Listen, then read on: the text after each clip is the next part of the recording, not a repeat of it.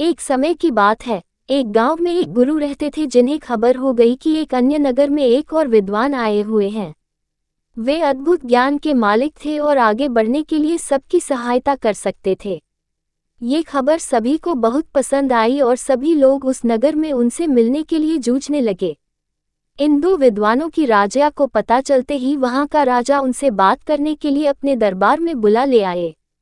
राजा ने दोनों विद्वानों से अपने राज्य में ज्ञान का प्रचार करने का आग्रह किया। दोनों विद्वान ने राजा के आह्वान को स्वीकार किया और उन्होंने राजा के सामने आगे जाकर कहा, आपके सामर्थ्य के लिए हमें गर्व महसूस हो रहा है, महाराज।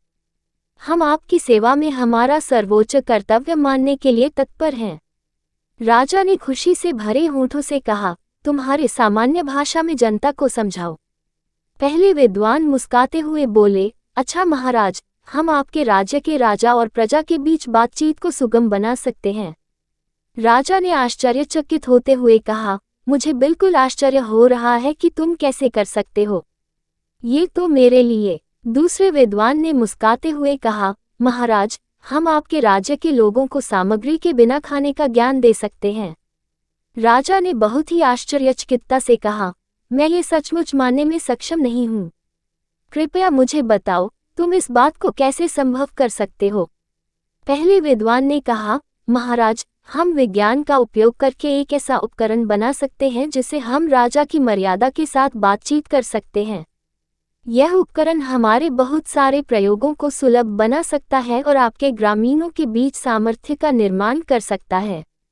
दूसरे विद्वान ने कहा, महाराज, हम खाना खाने की जरूरत के बिना एक ऐसा प्रयोग बना सकते हैं जिससे खाने की जगह नहीं होती है। यह उपकरण आपके लोगों के लिए आरामदायक और स्वास्थ्यप्रद होगा। ये सब सुनकर राजा बहुत प्रभावित हो गए और उन्होंने दोनों विद्वानों का स्वागत किया और अपने राज्य में इन उपकरणों का प्रचार कार्य करने के लिए उन्हें सौभाग्य दिया।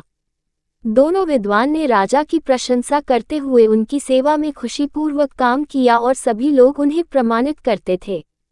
इस कहानी से हमें ये सिखाया जाता है कि समय के साथ ज्ञान विकसित हो रहा है और बहुत से अद्भुत आविष्कार हमारी मदद कर सकते हैं। दो विद्वानों के उदारता, समर्पण और सेवाभाव की मिसाल हमें ये बताती है कि हमें हमारे ज्ञान और कौशल को समाज की सेवा में लगाना चाहिए।